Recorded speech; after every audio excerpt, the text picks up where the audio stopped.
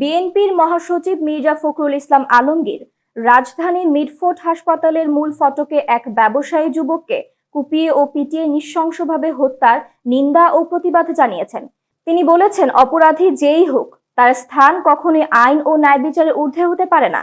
জুলাই আগস্টের গণ আন্দোলনের পতিত আওয়ামী লীগ ফ্যাসিস্ট সরকারের পতনের পর এই নির্মম ঘটনা দেশের মানুষের বিবেককে গভীরভাবে নাড়া দিয়েছে।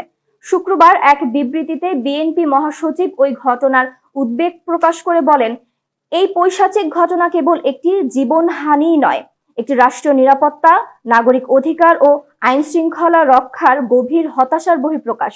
আমাদের সংগঠনের নীতি, আদর্শ ও রাজনীতির সঙ্গে সন্ত্রাস ও বর্বরতার কোনো সম্পর্ক নেই। তিনি বলেন, প্রকাশ্যে দিবালোকে ঘটিত পৈশাচিক ও নেক্কারজনক ঘটনাটি দৃষ্টান্তমূলক বিচার না হলে বিচারহীনতার সংস্কৃতি আমাদের সমাজকে আরো গভীরভাবে অন্ধকারে নিমজ্জিত করবে।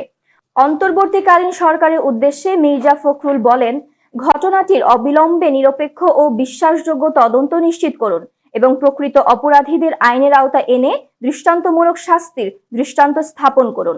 এদিকে হত্যার ঘটনায় দেওয়া এক প্রতিক্রিয়ায় বিএনপির স্থায়ী কমিটির সদস্য সালাহউদ্দিন আহমেদ বলেছেন, ওই হত্যার ঘটনায় যুবদল, স্বেচ্ছাসেবক ও ছাত্র দলের অভিযুক্ত সদস্যদের আজীবন বহিষ্কার করা হয়েছে। বিএনপির স্থান জিরো টলারেন্স। এরপরও বিএনপির ওপর দায় চাপানো নোংরা ও অপরাজনীতি, এটা নোংরা রাজনীতির চর্চা।